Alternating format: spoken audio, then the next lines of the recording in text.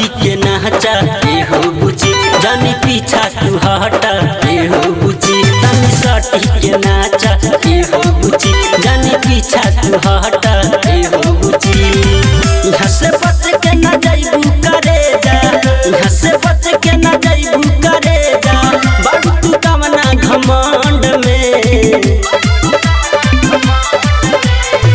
तोरा जवानी के गोदाम में लुटाई सिकटा पर खंड में तोरा जवानी के गोदाम में लुटाई सिकटा पर खंड में। म्यूजिक बाय विकेश भोजपुरिया।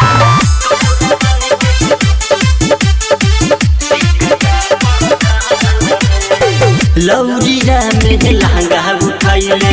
बेतिया में गोली चलवाइले कुमार बाग में ढोड़ी देखाइले चनपटिया में खूब चटावाइले अरे बासी लौरिया में लहंगा उठाइले बेतिया में गोली चलवाइले कुमार बाग में ढोड़ी देखाइले चनपटिया में खूब चटावाइले धन कुटावा के लइकन के गोरी धन कुटावन के लइकन के गोरी बसल बाड़ू महामंड में तोरा जवानी के गोदाम में लुटाई सिकटा पर खंड में तोरा जवानी के गोदाम में लुटाई सिकटा पर खंड में।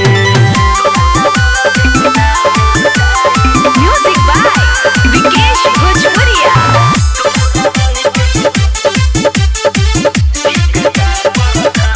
आके बैसखवा में हो रवाइले जगपट्टी में सूत के गौरीपुर के लइका जब कैलस भगली रे छौड़ी उठ के अरे सुन ले आके बैसखवा में हो रवाइले जगपट्टी में सूत के गौरीपुर के लइका जब कैलस भगली रे छौड़ी उठ के धीरज दीवाना पाठक राजा के धीरज दीवाना पाठक राजा के बसल बाड़ू तू खंड में तोरा जवानी के गोदाम में लुटाई सिकटा पर खंड में तोरा जवानी के गोदाम में लुटाई सिकटा पर खंड में। Recording by ADR music बैसखवा।